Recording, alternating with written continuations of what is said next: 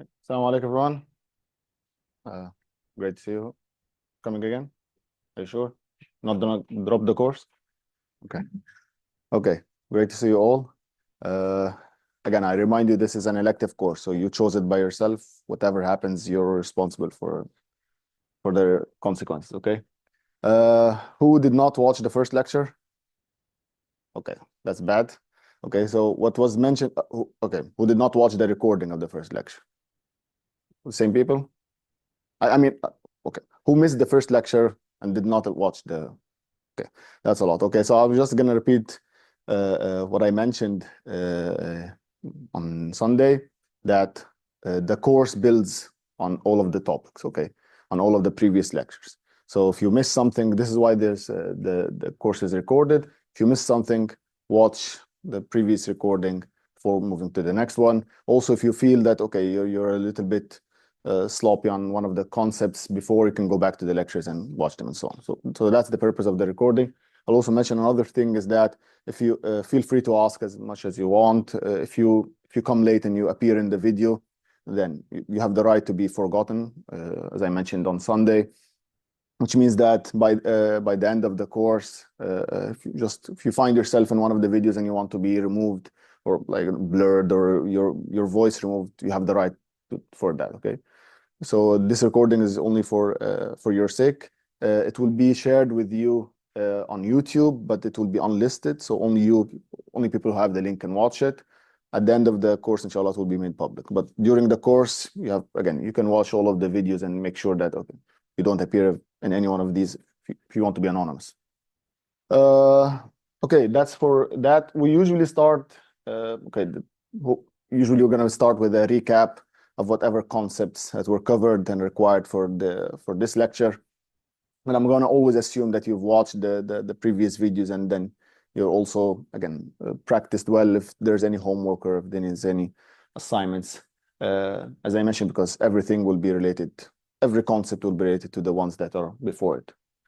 Today I'm gonna start, inshallah, with a recap of what we covered last time, which is on set theory. But first, on the course itself, for those who are new, the course is on, again, it's a special topics in intelligent, I don't know, I don't even remember the name, because it's actually working title as geometric control of robotic systems. Okay, so we're going to be focusing on the geometric approach for doing model-based control of robotic systems. Which type of robots we're talking about? We're thinking about multi-rotor aerial vehicles, fixed base manipulators, so serial linkages that are fixed to the ground, or serial linkages that are on a base that can fly, can move on the ground, can move underwater, and so on.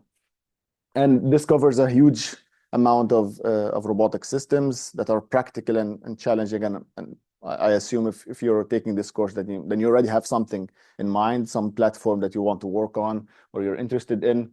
Why is the geometric approach? Why is this in my opinion, the way to do it? Is because the configuration space of most of the mechanical systems, okay, that are interested in even the simplest one, which are just toy problems, they don't have a structure which is Euclidean. So you cannot represent them, you cannot deal with them simply by just vectors and matrices and linear algebra and stuff like that. You need to level up and to work with differential geometry. So differential geometry is what allows us to work with these type of spaces that are quote unquote nonlinear in some sense. Okay, so they have some sort of shape, they have some sort of nonlinearity. So again, just like if you took any course on nonlinear control compared to linear control, you think, okay, now you have more tools that you can deal with more practical systems. This is the same. So the kind of tools you're going to be learning here will allow you to hopefully control different systems that are complicated and have structures that are, again, they have some structure in their configuration space. The details of all of what we're mentioning, inshallah, is hopefully what you should get by the end of the course. From a mathematical perspective, we said, okay, in the first lecture, that we're going to have several topics that we're going to be covering. The first topic, which is what we're covering at the moment, is mathematical foundation. This is a crash course, an extremely fast crash course in differential geometry. Okay, we're not covering, I would say we're only scratching the surface of differential geometry. If you really want to understand differential geometry, you need at least a 10 credit hour course. Question? We'll deal with mostly with the nonlinear systems. Nonlinear. Again, the nonlinearity is special because the nonlinearity is inside of the configuration space. It's inherent there. Okay. You should wait for to topic 3 or 4 to see how it goes. Okay. We'll be dealing with, again, once we represent once we take the geometry of the configuration space into account, you can do simple linear control. And the linearity, again, it doesn't make sense because it's already has a shape, it's different. What I'm trying to say is that very simple controllers will work once you take the geometric approach into account. Again, all what I'm saying again will make sense when we get there. But again, just in a nutshell. Yep, please comment. Walaikum assalam. Walaikum assalam. I think we're only we're out of chairs, so I think there are 3 at the back, right? So you need 1 more. So this is the last one here. Okay. There's one more chair here. So we can have it. Yeah. Okay. Regarding the room, I've already asked that we can get a bigger room, inshallah. So we couldn't arrange it for today, inshallah. Hopefully by next Sunday, we're going to have a bigger room. So wait for an announcement on that respect. Okay, so a recurrent theme in mathematics is trying to describe different sets. Okay, so again, trying to describe different spaces by the structure that they already have. And the word structure will be clear by today's lecture, inshallah, because I'm going to look at some examples. But if you're talking about some sort of space that doesn't have any structure, then you're talking about a set. Okay, and you've probably all heard about what a set is. Okay, if you already don't know and you want to recap, this is what we're going to be doing right now, and this is what we covered last time. But inshallah, we're going to be moving on with this concept today. So what is a set? Intuitively, a set is simply just a collection of items. Okay, mathematically, again, you have different examples of sets. One example of set is the real numbers. Rn is a set. The rational numbers is a set, the integer numbers is a set, and so on. So again, these are just different collections of items, and items here means, again, mathematical items. Just as notation, whenever we say x epsilon s, we mean that x is an element that belongs to the set S. When we can define subsets of S, so for example, I can take a number of these objects together and I say, okay, they are a set. They are a set within a bigger set. So this is called a subset. So a subset A is defined as, so this symbol means it's defined as, and then we open quotes and then we say that it includes all of the elements of S, the bigger set, such that some conditions hold on each of these elements. Okay. For example, I might define a subset here of all the I objects or all of the items that have a color green, something like that. So this would make a subset of the bigger class, or sorry, of the bigger set that's S. I can also define the subset by enumerating all of the elements that I want to include in this new set. For example, I can say that A is a subset that's defined and it includes a square, a rectangle, and a triangle, and so on. You have to enumerate all of them. Of course, sets can be finite, so they can have a finite number of elements inside of them. They can be infinite, okay? And then this doesn't make sense. The second approach doesn't make sense if we want to define all of the elements in an infinite set. That's why the first one is usually what we're going to be using most of the time. If I give you 2 sets, you can combine them in different ways. You can take the Cartesian products of these sets. For example, if I give you R and R, you can take the Cartesian product, you get R2. If you take R cross R cross R cross R, you get R3. So this is the Rn, the Euclidean space you're all familiar with. I can give you 2 sets and you can take the union of them. Okay, you can give you 2 sets, you can take the intersection of them, and so on. Okay, so these are different ways of combining sets. This is, in a nutshell, what we covered last time. Details are in the first video. So okay, so as I mentioned, I urge you all to watch the previous lecture video before coming to the next lecture, inshallah. Today's topic, we're going to be focusing on maps. We're going to be focusing on the first type of space, the first type of spaces that have more structure. Okay, in detail, there will be groups and there will be fields. Okay, question.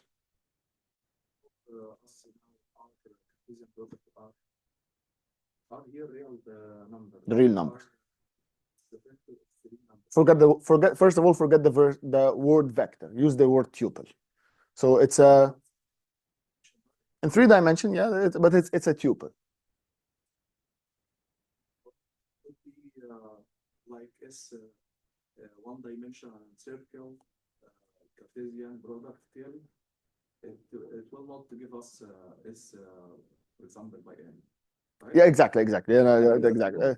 The question that you had last time, right? Again, this just if I give you S1 and you take the Cartesian product with S1 and S1 and S1, this is possible. What is it named? Call it whatever you want. Call it Muhammad, Ahmed, whatever. So in R, it could be R Cartesian product. It could be R to n. Yeah, exactly. It's different in real numbers, or in, for example, linear movement. It is different than if it is a circle. No, the idea is the same. Taking the Cartesian product of two sets in both cases is the same. S1 cross S1, okay, as the Cartesian product of S1 with itself, and R1, R2 is the Cartesian product of R with R. You see? I give you two sets, okay? You take the Cartesian product of it, making them into a tuple, which is what you call the vector, right? Putting them below each other in some way, but again, I'm not gonna hang on the name vector. You're gonna understand why next time, Joel. Okay? Okay, so now let's start with the maps. Okay. The word, again, today's lecture will be a little bit mathematical. It will be a lot mathematical, okay? This whole part is a lot mathematical. So I want to introduce you to the notation and the way we're gonna be describing mathematical concepts formally. So let A and B denote two sets, okay? So if I give you two sets, A and B, the map F from A to B, how is it defined? It will assign to each element X in A another element F of X in B, okay? So that's the definition. So if I ask you, what is the definition of a map? You say it's simply, it is what assigns, it's a map from A to B, okay? It's some sort of object that will assign each element in A to an element in B, okay? I'm not saying that the other element that it will be defined is unique, okay? I'm just saying for every element here, we have another element there. The standard notation that you're gonna find is this, okay? Is this not familiar to someone? Who's this not familiar to? Who has seen this for the first time? This notation at least, okay? So you're going to be using this notation a lot, okay? So this is standard in mathematics. Whenever we say F is a map from A to B, so this is the set where F maps to, sorry, this is the set where F maps from, this is the set where F maps to, and when we write here, again, and also denote the different symbols that are used here, so this is just a right arrow, while this symbol actually has the name maps to, okay? Forget about that. Forget about B is a function of A, okay? We're talking about the function itself. Forget about transformation now. Okay. One thing to make your life easier, okay? Try to delay the linking of what you know later on. Take and do it at your own pace. Yes, start. If there is no space, yeah. Yes. There is an element here that corresponds to an element there. That's it. Otherwise, this is not a function. So that's not a map. Exactly. And again, terminology. We're going to be calling A the domain of F. We're going to be calling B the codomain of F. Another name for it is the target of F. And we're going to be again, and you see it here on the picture. So the red set, okay, is the domain of the map F. Okay. The blue set is the codomain of the map F. All of the points here in A, they are mapped to some element in B.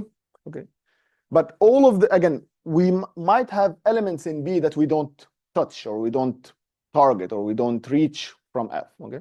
Then we call, if we were interested only in all of the elements that are mapped or are touched or are reached by the map F, we call this yellow circle or this yellow set or the yellow subset of B, we call it the image. Okay, and I would like to ask you to read this sentence so that you're familiar with the notation. So the image of A under the map F is defined as the set of all f of x that belong to B such that A belongs to A. And this set, which we call MF of A, is called the image of A under F. Yeah. Such that X is an element of A. Yes. That's the condition. That's the only condition we have. Okay. We have an f of x and x. Sorry, you're right. This should be x. Yeah, absolutely. Yeah. This should be x. Exactly. So this is just a typo here. So this should be x, such that x is an element of A. Okay. Other names for a map or is a mapping or a function. Okay. So whatever you know as a function, this is the formal definition of what it is. Okay. A function is defined, or a map or a mapping is defined between sets. So you don't need any extra structure to talk about function. Let's take some examples. Or before the examples, let's take some classifications. This is something also so that you know, again, the philosophy or the approach. I delay examples as much as possible so that you think on the abstraction, okay? So that you think abstractly, what is the concept? What is the definition? Abstractly, without any examples, without any graphs, with nothing. And then later on comes the example, okay? Because if we start with the examples, you're going to be hung up on the example and it will be hard to abstract, okay? So this is the philosophy of delaying the examples as much as possible. Again, if I give you a map F between sets A to B, we say that this map is it can either be surjective, injective, or bijective. Right? Let's start with the bijective. Bijective is easier because the bijective is just another name for a map that is both surjective and injective. Okay. So if it satisfies these two conditions, being surjective and injective, we say that this map is bijective. Let's take the surjective function. A surjective function is, okay, a function f from A to B is said to be surjective if for each element in the codomain, for each element that already exists there in B, that is already in B, there exists at least one x in the original set, in the domain of the function, such that f of x reaches this point. Injectivity means that if we have if f maps to 2 points that are the same, okay, or 2 elements that are the same. So I have x1 and x2 that are in A, and I take f of x1 and I take f of x2, and I find myself hitting the same element, going to the same point in this new set, then this implies that x1 is equal to x2. This is the formal definition, very abstract. Okay. If you already know it, then this makes sense. If you don't know it, maybe you need some time to get your head around it. This picture maybe will make it clearer a little bit. Okay.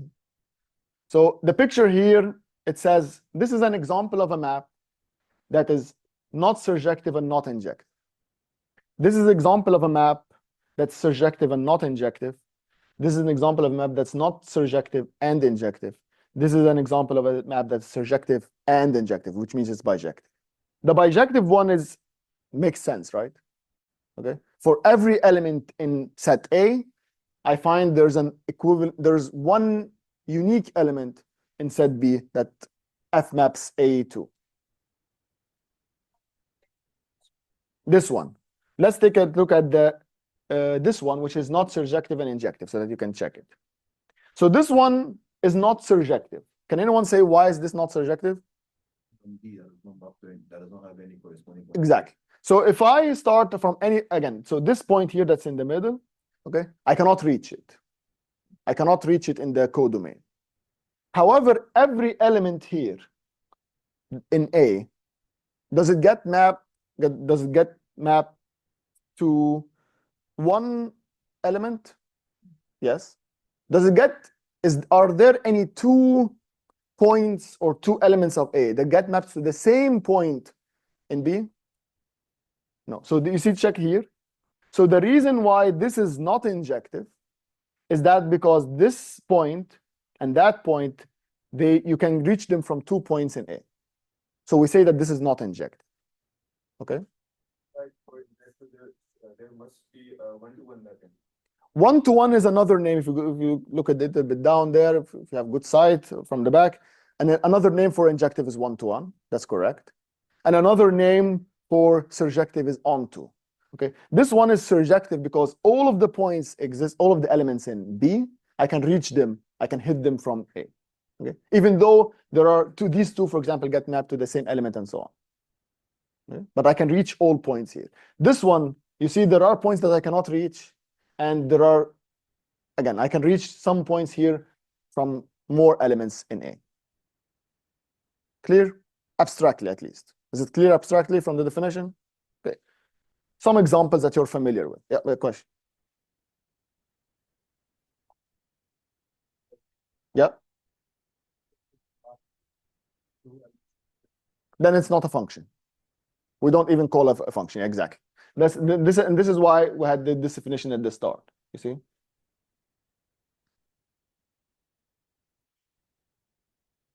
So it assigns to each element an element here. Yeah, exactly. Okay. Exactly. Exactly.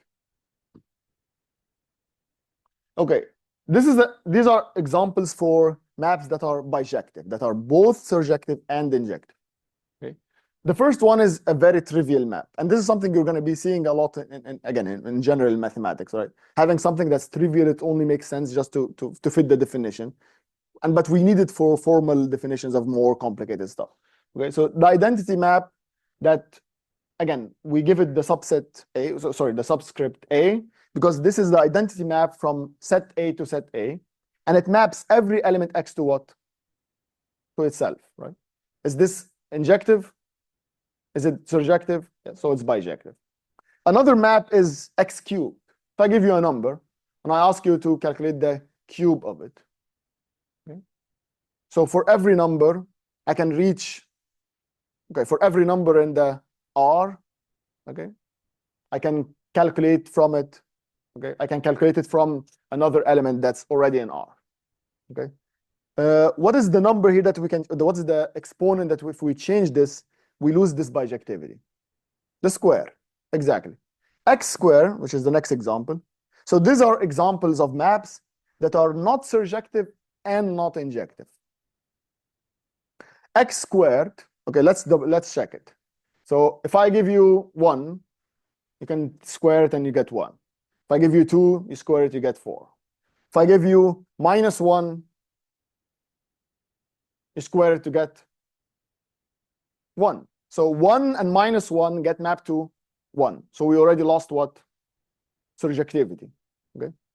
If I give you in R -1 here, is there any number that you can find in R such that you square it, you get -1? No. Okay. So we already lost injectivity. Very good point. Is the imaginary part of R? No. Is the imaginary part of R? So if I give you the set R in a bag, and I tell you get out of it the imaginary number, do you have it? No. It belongs to which set? The complex number. And you remember from last time, R was already a subset of C. Sine, okay, the trigonometric function is neither surjective nor injective. Why? Yeah. Multiple inputs can give this single output. Exactly. Exactly. 0 and 180, right? 0 and 360 are the same. They get the same value. What else? The range is between -1 and 1. So I cannot reach 2 or 3 or 4 and so on. But what if I take the sign and I restrict the domain, sorry, the codomain to -1 and 1? What happens to it? It becomes what? It becomes surjective, exactly, because all points between -1 and 1, I can now hit them. But is it injective? No, because even if I'm still between -1 and 1, I can have different numbers on the X or for X that can give me the same, okay, value in the domain. Okay, and this is something that's in no, not yet. Let's take the tan function. So the tan function is surjective and not injective. Why? Yeah. That function. What does the tan look like? Okay, looks like something. Okay, we'll draw it on like this. I can hit all numbers. I can take a tan, right? And I can get any value from minus infinity to infinity, right? That's why it extends up and down. But can you take the tan of 90, for example? No. Okay, so you see there are some values that you cannot reach. Okay. So in other words, the not injectivity means that I can have a value. Sorry, the tan repeats itself, right? So the tan repeats after 90 and so on. Okay, of course now you're starting to draw it right in your mind and take a look at the value, and there are ways, by the way, to actually check for injectivity and surjectivity by just drawing lines from where you come from, but we're not doing that. I want you to again understand the abstract way of thinking, because we will definitely have a lot of cases where we cannot draw stuff. We can only draw stuff in 1D and in 2D, maybe 3D with a computer. More than that, it's not. The least we're going to be working with is 6D in this course. Okay. Yeah. Can you argue that tan is not a function because there are some elements in the domain that do not have images in the codomain, like 90? It has at infinity. Infinity an element of the real number? I would say yes. I would say yes. Yeah, that's true. Yeah, it is. Yeah. The last one is not surjective and injective. Okay, an example for that is the exponential, right? So the exponential, what does it look like? Like that. Okay. Any point on for any point x, I can take the exponential of. I'm gonna hit one value. Sorry, I'm gonna hit one value, but I'm not gonna reach all values of r with the exponential. Why? Because the exponential is always what? Positive. It's never negative, right? I can never take the exponential of something at a negative number. But what if I restrict myself to r plus? What happens? Then I can reach all values in the positive, and I can go back, right? I can go back and forth. So, and this is something that's in general. Like, if you have this case that you have a map that's not surjective and it's injective, you can always restrict the domain, sorry, the codomain to the image, and then you get a bijection. Okay, take a look at it and at your own pace and think about it. Okay, and you're going to find that this is always true. Okay? And again, you're going to have in the homework, inshallah, some examples to work with. Elaborate on this part. Why is this not surjective and injective? Okay, one is bijective. Okay. So this is how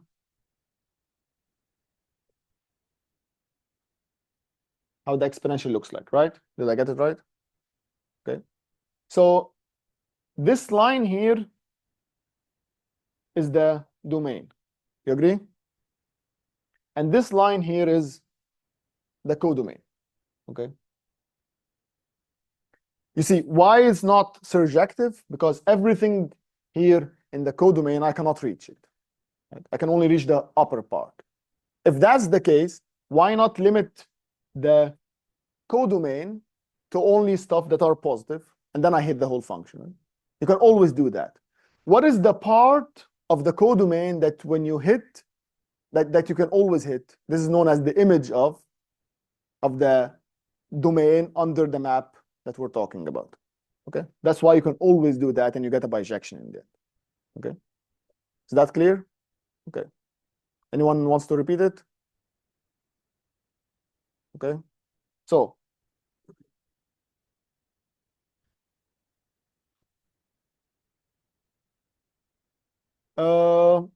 thing before last is that if I give you two maps, F that goes from A to B and another map G that goes from B to C, you can make a new function out of it, This new function is called the composition of f on g. We denote it by this symbol, okay? So when we write a g circ f, and we define it as follows. We take, again, so this is the name of the function. This is very important. Everything that's in here is the name of the function. We call it g circ f, and I want you to get comfortable with that. I don't need to call it x, sorry, I don't need to call it h, I don't need to call it psi and phi and so on. Its name is g after f. So sorry, g, it's called g, sorry, it's called g after f. Again, we can say it like that, but g circ f is its name, okay? And it maps from the set A to the set C. And how do we define it? If I give you an element of A, you first act with f on it. You first let f eat it between codes. Okay, so f eats x. Where do you go after that? Which set? To B. And then once you're in B, you act with the function g on the result. You go to where? To the map C. So you see, we started in A, we went to C. And this is the definition. Makes sense, right? And this diagram is simply will summarize what we just mentioned. Okay, so f takes you from A to B, g takes you from B to C, and g circ f, this new function, will take you from A to C in that sense. This is known as a commutative diagram. Okay? And we say whenever, again, for here, you might think, okay, it's an overkill. We only have 3 functions. Why do I need to have a diagram just to represent 3 functions? Later on, we're going to have 3 and 4. Again, you can imagine we're going to have more functions. So this commutative diagram will be something graphical very nicely so that you can get a visual picture of different functions, how they are related to each other. Okay. If we take, again, so what we just defined here is called the composition of f and g. Now you can see that we can combine these 2 information together with, again, the identity map. And we can always define, this is how we define the inverse of f. Can you define the inverse of any function? Or do you need an extra condition on that function? Has to be what? It has to be a bijection. You cannot define an inverse except for bijections, okay? You have to be able to go from set A to set B, and for every element that you had in A, there should be one unique element in B so that you can go back and forth. It makes sense, right? Each one of you has a unique name and a unique ID. If there are 2 students that have the same ID, that's a big problem, right? That's not, you cannot go back and forth between the ID and the name of the student. So that's the same here. So let f from A to B be a bijective map, then the inverse of f denoted by this map. So f inverse is another map that goes from B to A. It is defined, it's a unique map that satisfies these 2 conditions. If I take the composition of f inverse after f, then I get the identity in A. If I take f after f inverse, I get the identity in B. A and B don't have to be the same, okay, set, of course. They can be different sets. That's why we have 2 here different identities, okay? And again, this is abstractly with no examples. Again, take it, just try to digest the abstract concept by itself. Last thing is, this is a very important point. If you have a bijection, so 2 sets A and B, we call them set theoretic between parentheses isomorphic if there exists a bijective map F that takes you from A to B, and in this case, we write A is isomorphic as a set to B. Have you seen this symbol before in papers? No. Okay. This is what it means. What it means is the following. It means that every element in A, intuitively, of course, this is what it means, okay, formally, nothing else, but intuitively what this means is the following. If you give me the set A, I can associate to every element in it an element in B, right? So sets A and B, does anyone have any extra information than the other? No. So if I, for example, if I give you an Excel sheet with all of your IDs and another Excel sheet with all of your names, and I tell you that this ID is mapped to this name and this ID is mapped to this name and this ID is mapped to that name, is there any extra information in these 2 Excel sheets? Not at all. So we say that the 2 Excel sheets, these 2 sets, are isomorphic to each other. The word isomorphic is used in other cases so that we don't, again, some people, if they want to be formally, they say that this is isomorphic as sets, okay? But usually people don't write this, okay? But in this course, we're going to be emphasizing that these are isomorphic as sets. And if they are isomorphic as sets, this doesn't imply that they are isomorphic at the higher level. Remember from last time, we said that the most basic level is a set. You can have higher levels as a group, or as a vector space, or as a manifold, or as a Lie group, and so on. So if you have two sets that are isomorphic at the most basic level, this doesn't mean that if we higher up the level, they will be isomorphic as well. I saw a number of questions here. For example, you have IDs and yeah. if you go back and forth, is isomorphic. Yes, that's exactly. That's a condition for being isomorphic. So you can go back and forth between these two sets, these two Excel sheets, because there already exists a bijective map. Okay, so you already have this map that tells you in the first row of the first sheet, this ID corresponds to the first row maybe in the second sheet, and so on. Okay. Yes. Bijective. Okay. Okay. Yeah, bijective, exactly. And bijective already means it's injective and surjective. Okay. Other questions? Not sure why F inverse of F gives us identity of A and the reverse gives us the identity of B. Very good. Okay. Let's try it out. Okay. F will take, again, the commutative diagram will help you in this case. I have A here and B here. F takes you from here to here, right? If after F, okay, I go with F inverse, okay? It's as if I took a map here, so I took an element here, and I acted with it at the identity of A, right? If I start here, I take F inverse, I go to F, it's as if I acted with the identity map at B from this side. Clear? Clear? Any other questions? Okay, you all ready for the next part? Okay, great.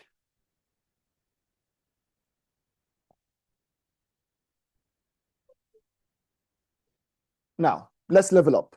Okay, so this was the most basic, okay, the most basic space that you have, which is a set. Now let's add more structure to this set. And you're gonna see now what do we mean, again, the word structure has been mentioned a lot. Now we're gonna see it, okay, in practice. What does a set, what does a space that has more structure than a set mean? And we're gonna take two examples, hopefully, inshallah, in the remaining time. We're gonna be talking about the space, another space that's called groups, another set, okay, but with more structure, that will be called the group, and another set that will have more structure that's called the field. Okay, we're going to be continuing. Yeah, I think we still have this last slide, and then we're going to be continuing on the writing on the board. So again, this is what I just mentioned. So far, we've considered sets with no additional structure, but now we're going to be adding structure. We're going to be going up the hierarchy level. So the sets are the most basic object, the most basic space. Groups are at a higher level. There's a higher even level, it's not too high, but again, shorter, whatever terms that means, abelian group. And then on top of that, you have what's known as a field, okay? And again, we're going to see, inshallah, some examples with that, okay? So now let's go to continue on the board. Let's see, to the home, annotate. Okay.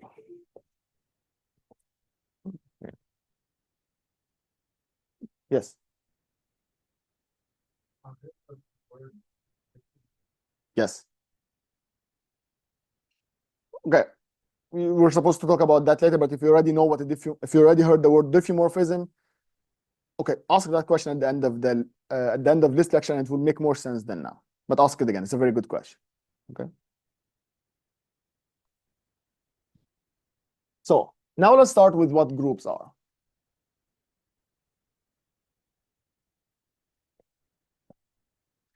Okay.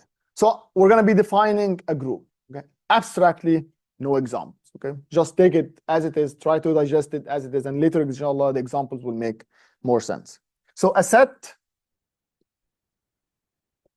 G, okay, also another note that I mentioned last time for the people who are new, we usually split the class like this, right? Some parts with slides, some parts with written. There's no guarantee that I'll have time to produce a lecture notes for everything that we write here. So you can either rely on your own notes for that respect, the video recordings, okay, because they will have. I cannot also, I see, okay, so far, I don't know for the people who saw the first video, is the writing clear in it or not? Okay, good, again. Okay, it depends on your screen quality, but again, the video quality was up to 720. I could not pump it tomorrow. I'll try to see if I can in the next period, inshallah. But your main, okay, again, your main resource is what you write in the class, again, with the notes, with whatever you think, whatever questions that you have. This is really the way to learn mathematics, okay? So I said G endowed with a binary operation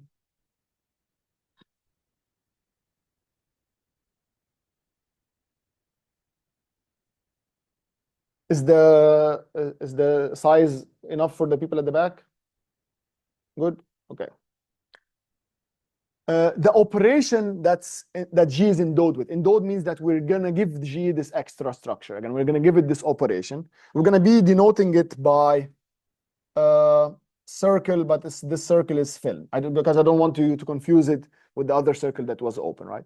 But you remember from last time what we discussed, right? If we say here that this is, we call it, this is a circle that's open, it's not related at all to the circle that we discussed last time. Okay, so the other one was called the composition of functions. This is something else. Okay, so this circle that's filled, it's a map. Okay, maybe let's write it a little bit bigger.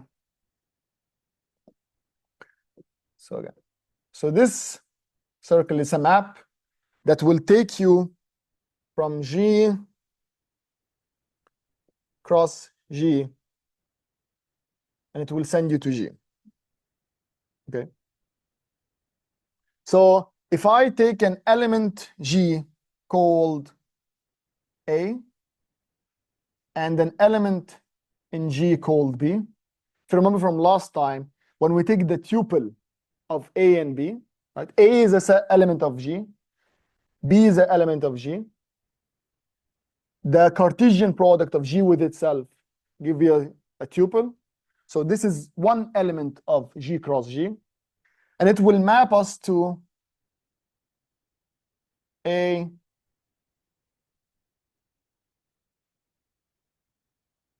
operated with B, okay, combined together, okay, circ with B. It's a map.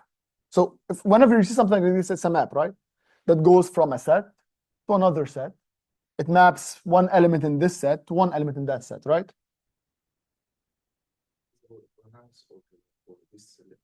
This side, you call it whatever you want. It doesn't have a name.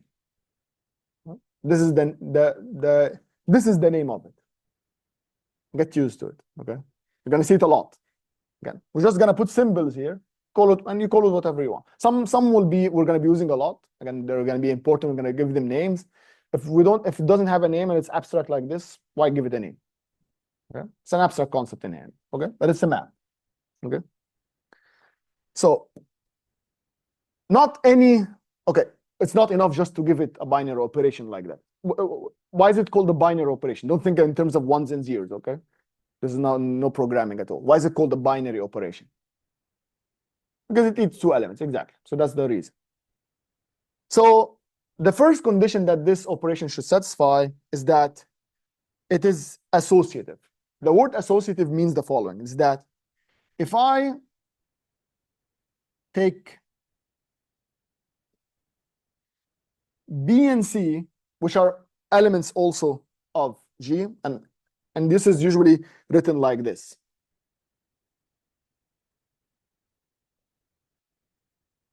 Yeah. Yes. So here it will map to G, okay? So the first one, it will be equal to G2 squared, and it maps to G. Forget about the G squared part. Forget about the G squared part. Okay, this is the map. Okay, so again, this is a space. How do we take the Cartesian product with this space? Again, you just simply put them in a tuple. What you're thinking about is putting them on top of each other, right? Don't do it because I'm gonna show you some example where it will be very wild to think about it this way, but wait, okay? Just take the abstract concept as it is. Okay? So does anyone know what this symbol means? For all, exactly. So what this part of the sentence says is that for all A, comma B, comma C that are elements in G, okay?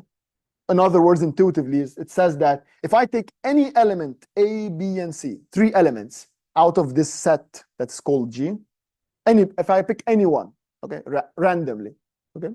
Again, there's no probability here, but I'm saying any element, it holds for all of them. If it holds for any one, then what I mean is that it holds for all. This is what the symbol means. So it holds for all. Then if I take the operation between B and C, which are elements of, okay, of G, what is the result that I get here? A new element in G, and I take that new element and I take A as an operation with this new element, I get the same result as taking the operation between A and B first and then taking the resultant with the C. Okay, clear? This is known as associativity. Okay? And this property is generally, you've definitely seen it before in some other context. Okay, so this is not just for groups. This is in general, this property. The second condition we want is that there exists, and there exists, usually you're going to find it in mathematics written or simplified by this symbol. Okay, it's not an epsilon, it looks like a small e, okay, small capital E, whatever that means, but it's looking the other way around. Okay, this is known as there exists an element called it's a special element of G. That's why we're going to give it the name E. It's a very special one. That's why we give it a special name. It's a special element that we're going to be calling the identity element. We're going to be calling this the identity element.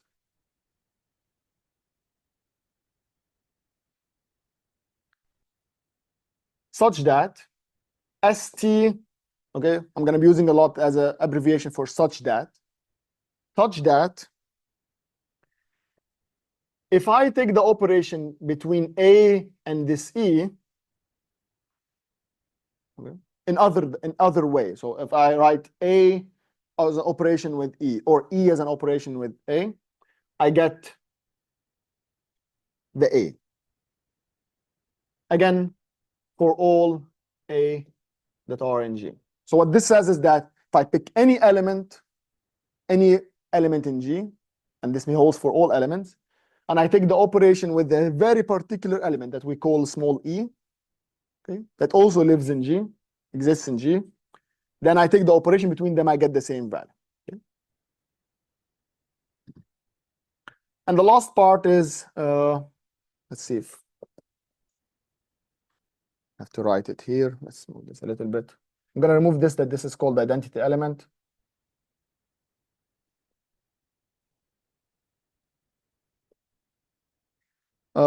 Again, there exists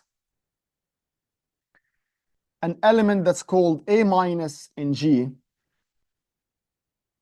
such that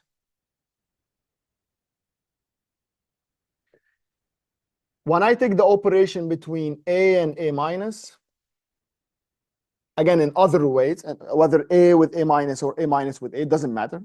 Okay? I get the E for all A in G. Okay. So this is what a set is. Okay. Sorry, this is what a group is. Yeah, sorry. Yeah. The first property says this is called associativity, okay? That this operation is associative. The second property means that the group has an identity element, okay, which is a special one. And the third one says that for every element A, there exists its inverse between quotes, okay? There exists a related element that we call the inverse of this, the element that we're talking about, such that when I take the operation between these two, I get the identity. Okay. So this is what a group is. And the last thing is, again, just an extra condition so that we can call an abelian group. Okay, so if you have that, again, this is the fourth condition. If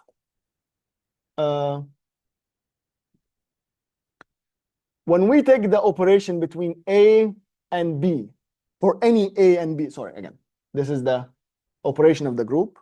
If we take any operation A, okay, with B, between A and B, sorry, we're gonna get the same value as taking the operation between A and B.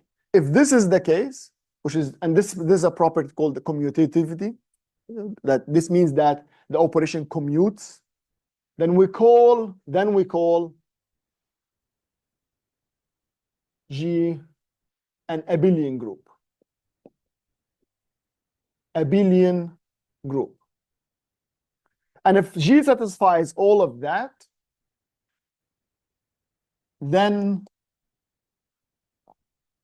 we call G a group. Okay? So if it satisfies condition 1, 2, and 3, we call G a group. If it satisfies this fourth condition again, so if this fourth condition also holds, we call G an abelian group. Questions? Don't ask for examples yet. Just questions on the abstract concept. Yeah. Element of the set, like an element other than the elements inside G? No, it's one of the elements in G. But it's special, you see? It's a special one. It has like higher rank, whatever that means. Rank as in English rank, okay? Yeah, it's a special one. Any other questions? Okay. You see here that we gave G now, G was a set before, but you see there are more conditions now. Not every, now you can imagine that if I give you some examples now of sets, not all of them will be groups, right? And that's why, and we can make a set into a group by giving it some operation, but not other ones, right? That's why usually we're going to be calling both G, this is the formal way of doing it. Usually we call G and the operation together. We call them together the group, so that we can emphasize that it's not only the G we're talking about, it's G with this operation that made it a group. This is the extra structure that G had. So G was a set before, now we've raised it up across we gave it more structure, okay? Now we made it into a space, and this is also the same here, okay? So this is now a group. Example, yeah, for examples.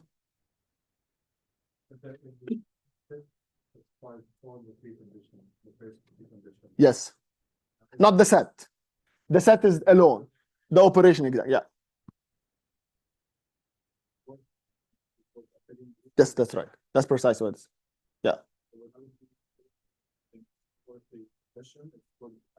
A group. Usually, if this doesn't hold, sometimes people call this a non-abelian group to make sure that you don't have this condition. Okay. So it's either a group, okay, which can be abelian or not, okay, or it can be only abelian. But if you want to emphasize that it's really that we don't satisfy this, okay, if you want to look at like a smaller subgroup, again, without going into, again, details. Good question. I don't know. Look it up. Let's know next time. I don't know if that's a person or not. Abelian, I have no idea. But that's a good point. I really don't know. That's right. And please bring in the picture of that guy, okay? Okay. What else? Now examples.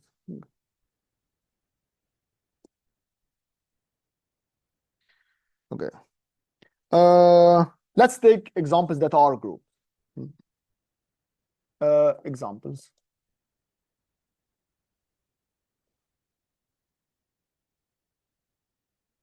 So,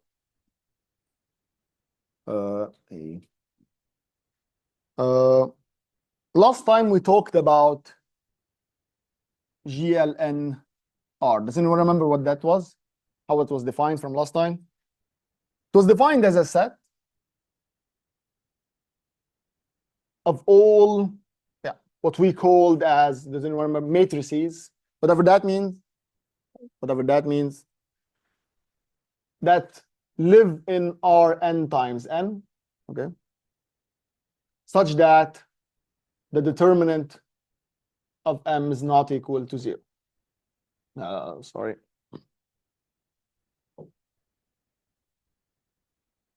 Okay, so this was the set that we defined.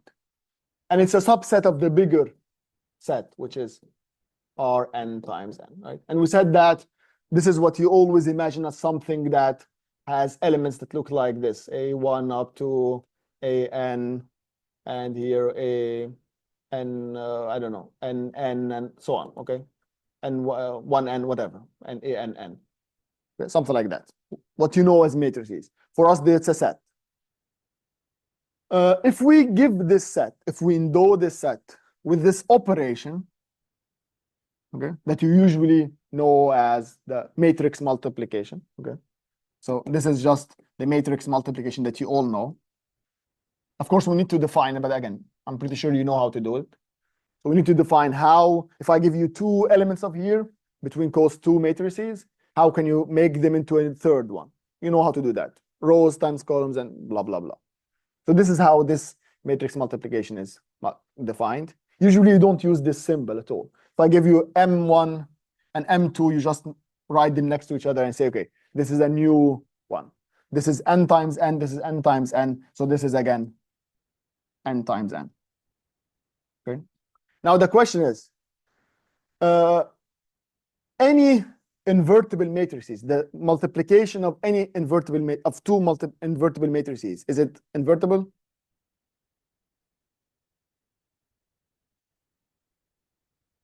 Yes, it should be.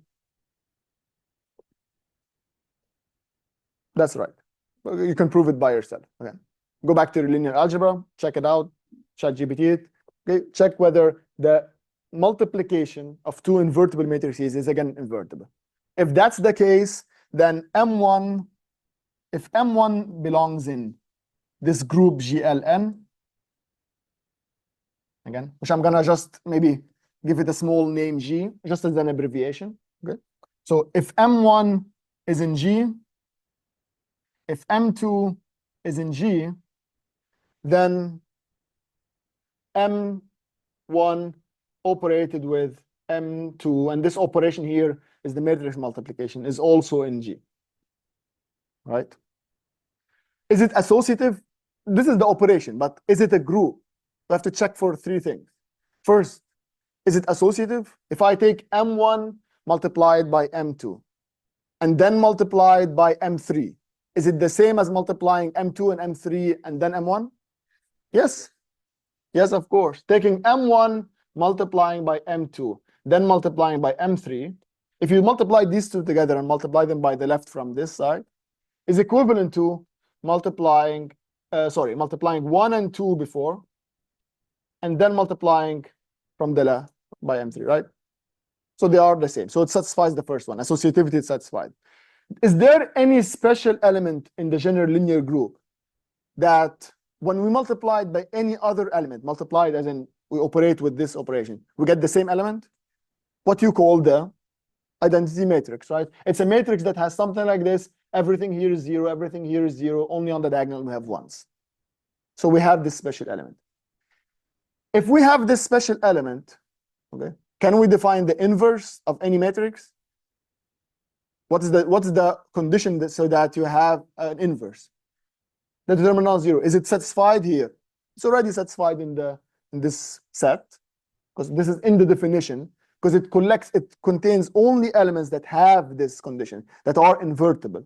So the inverse already exists. So GLNR, which is called the general linear group. So this is called the general linear group, is a group with which operation? With the matrix multiplication that you all know about. Sorry? It's not an abelian group. Very good. Is the matrix multiplication of M1 and M2 the same as M2 multiplied by M1? In general, not. So in general, this is not an abelian group. Unless you do what? Unless you say, I'm going to take only matrices that I make sure that I multiply them, okay, that they commute. So commutative matrices that commute will make another abelian group. Okay? But again, you see, we have to restrict, we have to add this fourth condition. But in general, GLNR is not an abelian group. It's a group, but not an abelian group. Is it non-abelian? No. Abelian, if it's not abelian,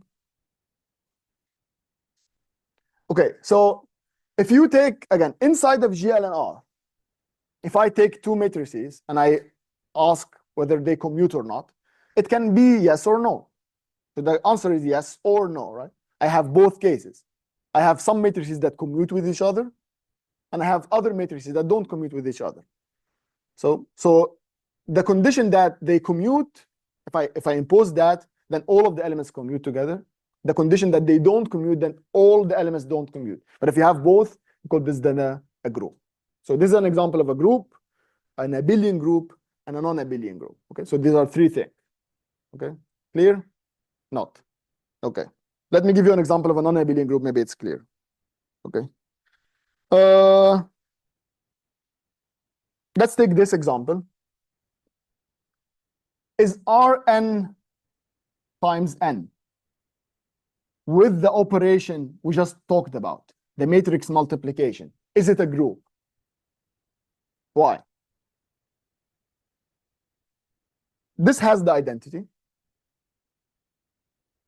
but it doesn't have invertible matrices. Okay, so you can think of it this way. Okay, so Rn times n is the bigger set. Okay, I can give it an operation. I can give it matrix multiplication. You can always take the matrix multiplication of two n by n matrices. You know how to do that. But this doesn't make it into a group, because for it to be a group, I have to look at a smaller set, which is GLNR. And this set, this subset, endowed with this operation, which is the matrix multiplication, is a group. The bigger one is not. Okay. Let's even go further. If I take out of this set, if I define a new one, let's say. So let's define the set. I'm going to call it Rn times n symmetric. It's a name. I'm going to define this set as the set of all matrices in Rn times n, such that M is equal to its transpose in the normal way that you know what the transpose is. Okay, so this is another set. So, sorry, this is another subset of Rn times n. Is it a group endowed with the matrix multiplication? No.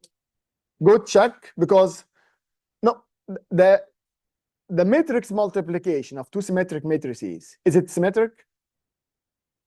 In general, not. So I don't even have an operation that would take me from R, again, that would take me from R symmetric n times n cross R symmetric n times n to R symmetric n times n. Right? I don't even need to check for the inverse and the determinant and and the invertibility and so on. I don't even have the operation that would stay in the same group. And this is usually a word that you're going to be seeing a lot. We say that if this is the case, we say that the group is closed under this operation, right? What this word means is that if I operate on two elements, I stay within the set. So if I take two elements from the set, which is here G, this new set G, and I operate on them, I don't get out of the set. Okay, I stay within the set. So this was even the first condition we needed. Yeah. So the addition work in this case is an operation. That's a good question. That's right. Yes. And this is in general. Another example of an abelian group is R with the normal plus that you all love, right? Because R, if I take any element of R, okay, 1, and I can add it to 1 plus 1, I get 2 plus 1. It's an R, and so on. Is it associative? Yes. Is there an inverse? Sorry, is there an identity element that's in here that when I add it to any element, I get the same element? What is this identity element? The 0. Okay. Is there an inverse? The minus of the same number, exactly. Because if I add A, and A here is any number, if I add 1.125 minus or plus minus 1.125, I get the 0, which is the identity element. So the plus is the operation. This is the identity element. This is the element in terms of this set, and this is its inverse. Okay.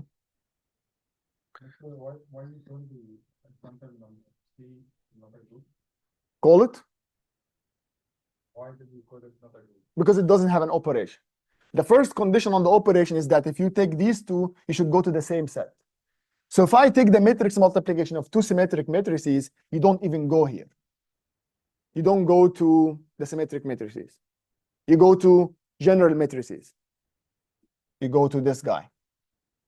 And this is not how we define the operations. There is no operation in the first place. That you can add, that you can take two matrices and stay within symmetric matrices. That's what this says. So that's assuming the operation here is defined to be the matrix multiplication. Yes? If it's an addition, shouldn't it be possible? That's right. Because the R, you can make it as a Cartesian product into a vector, right? Or a matrix as an R n times n. So trivially, if this holds, any like cross product of it, or sorry, any Cartesian product of it will make it into an abelian group. So this is an example of an abelian group. Okay. I'm going to have more in the homework, inshallah, to test for your advanced understanding. Okay.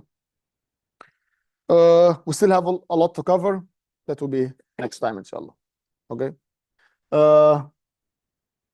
Yeah, I think that's it. I'm not gonna take attendance this time, so this week is free. Okay, I'm gonna remove the. I'm not supposed to say that on video. Okay, but again, you all have attendance for this week. Next time, inshallah, we're gonna start having attendance proper. Okay. Thank you very much.